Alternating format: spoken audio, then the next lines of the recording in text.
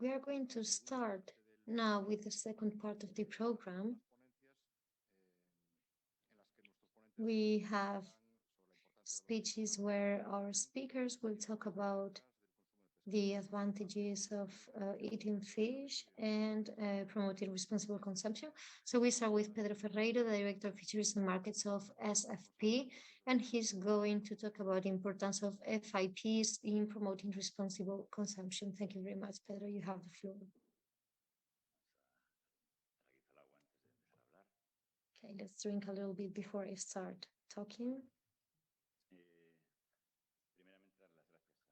First of all, I would like to thank FIP BLUES for inviting me. It's always a pleasure.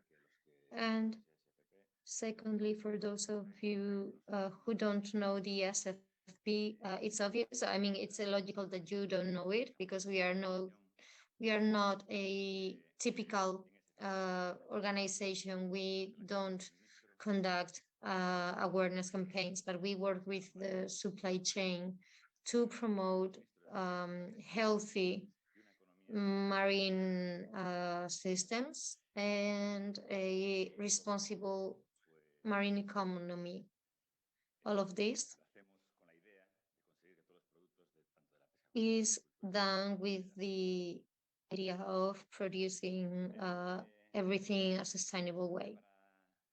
The strategy of FSP to reach this objective is trying to improve in a short period of time. We believe that we need to create capacity in the industry of seafood products so they can lead these processes, and they are the ones who can obtain or achieve their own goals. SFP engages the companies throughout the supply chains with the HoReCa sector, the retailers, wholesalers, in order to improve fisheries, reduce the environmental impact of fishing and aquaculture, ensure economic opportunities for fishing communities for those who depend on fisheries to make a living, and to create the conditions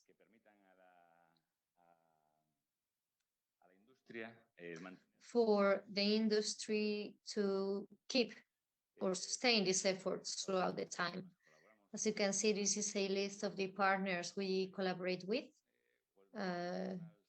We have wholesalers in North America, in Canada, but we also have Spanish companies like Alcampo or suppliers of other big wholesalers like Frinsa, Profund, Pescanova, with which we are also collaborating for this objective. So we are going to talk about the importance of FIPs in the responsible consumption of seafood products. Where do FIPs come from? In the 80s and 90s, there was a big technological development that led to fisheries being more efficient. This had some outcomes, and some of the stocks of the most iconic species were overfished. In 1995, the FAO, on the first Sophia report on the state of the world's fisheries and aquaculture, already said that there was a fleet overcapacity and an overinvestment. A lot of money was being invested in developing new fleets, and this only leads to unsustainable fishing. As a result, there was a social mobilization, and the civil society started to create consumer awareness campaigns. The first ones were in the late 90s, especially in the US and Europe, and they wanted to raise awareness among the consumers. In the seafood industry, from distribution to fishermen, they were aware of the threat for their business, both from a reputational level and a business level. On the first half of the 2000s, those first consumer awareness campaigns were reinforced by scientific papers on the future of these stocks. And this vision was very negative. They were talking about a very negative scenario. And this increased the media coverage that raised the concerns also among the end consumers. Obviously, the industry reacted to the situation, and the distribution companies started in the second half of the first decade of the 2000 to associate with NGOs. So they started to self-impose their first commitments, most of them based on certification, but reaching the sustainability levels required by a certification like MSC was very complicated, and not all the fisheries that they were supplying could do it. So the fisheries improvement projects were created as a channel for fisheries to improve. And this methodology could specify which were the steps to be improved.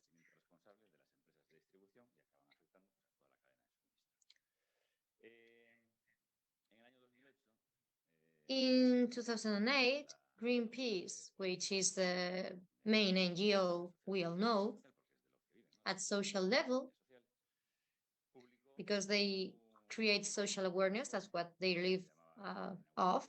And they created a report called Carting Away the Oceans, where they assessed the sustainability of seafood products from the main supermarket chains in the US, from the 20 major ones. And all of them failed.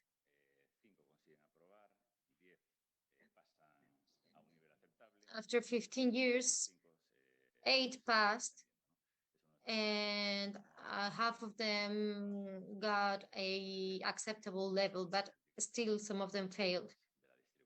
This gives us an idea of what is going on, and this has boosted the appearance of FIPs.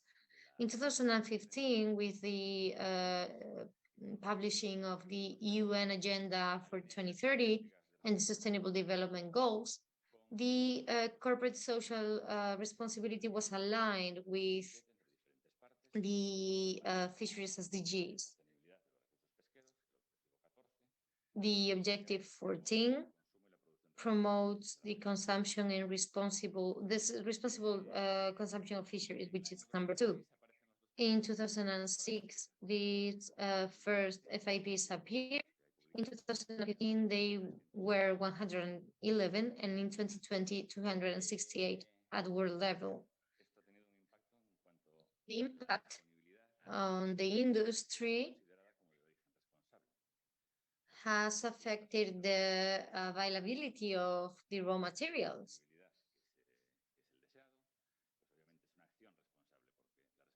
This is a responsible fact concerning the status of the fishing ground.